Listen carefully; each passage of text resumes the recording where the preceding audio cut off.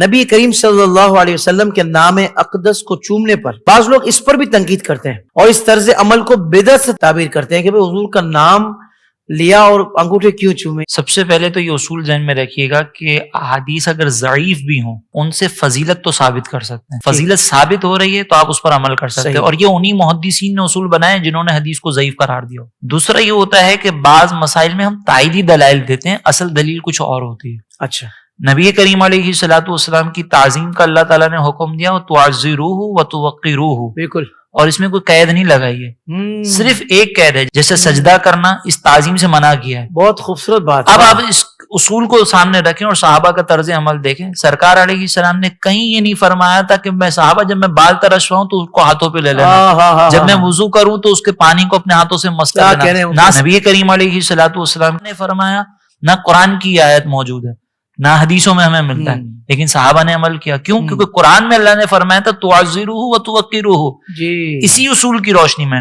صدیق اکبر رضی اللہ تعالیٰ عنہ سے ثابت ہے کہ انگوٹھے چومتے ہیں. اسی اصول کی روشنی میں اعلیٰ حضرت امام اہل سنت سے ایک مسئلہ پوچھا گیا کہ کوئی شخص جو ہے وہ ہاتھ چومتا ہے, تو اعلیٰ حضرت نے فرمایا کہ اگر تعظیم کی نیت ہے تو یہ ہاتھ چومنا بھی جائز ہے. اسی طریقے سے ہم عرب ممالک میں دیکھیں تو بعض میں یہ ہوتا ہے وہ انگوٹھے نہیں چومتے, وہ سرکار علیہ السلام کا نام اقدس دیتے ہیں نا تو سینے پہ ہاتھ رکھتے ہیں. سبحان اللہ, بالکل. تو یہ جو تعظیم کا طریقہ کار ہے یہ بھی اسی آیت مبارکہ کی روشنی میں جائز ہوگا.